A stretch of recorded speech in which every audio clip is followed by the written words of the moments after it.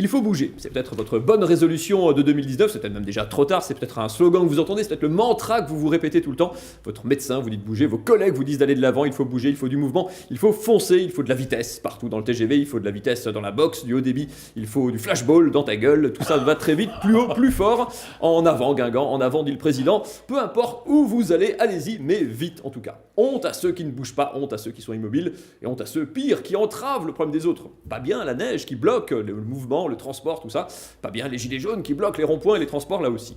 À propos de gilets jaunes, peut-être certains ont été, parce qu'ils sont en train de constituer des listes pour les élections européennes, vous avez peut-être vu ça, et peut-être que certains, du coup, en voyant cette carte ce matin, se sont dit « Oula, voilà une liste, un sondage électoral, du jaune partout, c'est formidable ». Non, il fallait élargir en fait un petit peu la carte, c'est la carte de la qualité de l'air en Alsace et dans le Grand Est ce matin. Ben voilà, et c'est pas terrible du tout, hein, vous vous en doutez bien. C'est un peu le paradoxe de l'hiver, hein. Quand il neige, on se dit « Ah, c'est beau, c'est blanc, c'est pur, c'est immaculé ».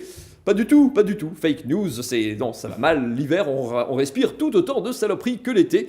Et puis, à Strasbourg, on a l'habitude. Mais dans le Haut-Rhin aussi, regardez, c'est même pire. Hein, puisque pour les particules fines, comme pour le Riesling, Colmar et Mulhouse font encore mieux que le Bas-Rhin. C'est pour dire si on respire des bonnes choses en ce moment. Alors ça, bon, on est un peu habitué malheureusement. Ce qui est moins habituel, c'est que quand ces données météo et de pollution croisent les campagnes de publicité que vous croisez dans les rues de Strasbourg en ce moment, devant les locaux d'Alsace 20, c'est un piège, hein, mais en même temps, tant pis pour eux. Regardez cette photo que j'ai prise ce matin. Il y a des panneaux où c'est juste marqué « Respirer ». Je trouve ça génial. Bon, respirer, alors, il y a deux messages. Soit c'est parce qu'il y a des gens qui oublient parfois de respirer. Bon, en même temps, ça n'arrive qu'une fois normalement. Après, le problème est réglé. Ou alors, peut-être que c'est parce que... je sais pas, enfin en même temps, afficher ça au moment d'un pic de pollution ou de particules dégueulasses, c'est un peu bizarre. Alors, c'est un peu curieux parfois la communication, hein. Moi je n'ai pas bien compris. Bon, en même temps, si j'avais été malin, hein, j'aurais fait pilote d'avion ou footballeur professionnel. Bon, parfois les dessins se rejoignent, hein, mais bon, curieusement, j'ai pas compris cette politique. En même temps, les politiques et leurs hommes de communication, hein, parfois font des choses bizarres. Ça ne nous empêche pas de nous prendre en main, hein. On peut chacun changer les choses. On peut prendre ses baskets et son vélo, par exemple, au lieu de prendre sa voiture pour améliorer tout ça. Et puis, si déjà vous prenez vos baskets, joignez l'inutile à l'agréable et faites comme ce Strasbourgeois qui fait le buzz depuis 2 jours avec ce joli dessin.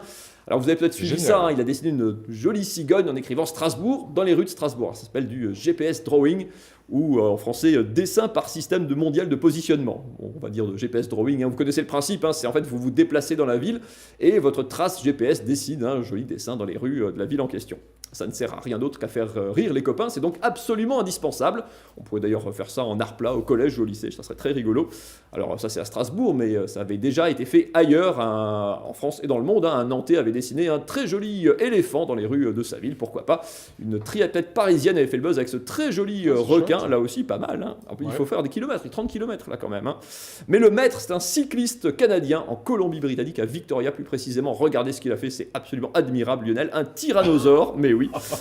Une sirène, Dark Vador aussi, lui, est dans les rues. Il en a fait tas, vous pouvez voir ça sur son site. Et puis des reproductions de tableaux ou d'œuvres d'art. Alors j'ai montré ça à Lionel ce matin, il a trouvé ça génial. Alors il m'a dit, moi aussi je peux faire ça, moi aussi je peux faire ça. Ok, merci Lionel pour ta contribution. Hein. Donc merci beaucoup d'efforts. Je ne crois pas. Mais si, ça se fait. Mais la palme revient à un japonais qui a parcouru 7000 km à travers tout l'archipel, regardez, pour adresser ce magnifique message à sa future épouse, Marry me, épouse-moi.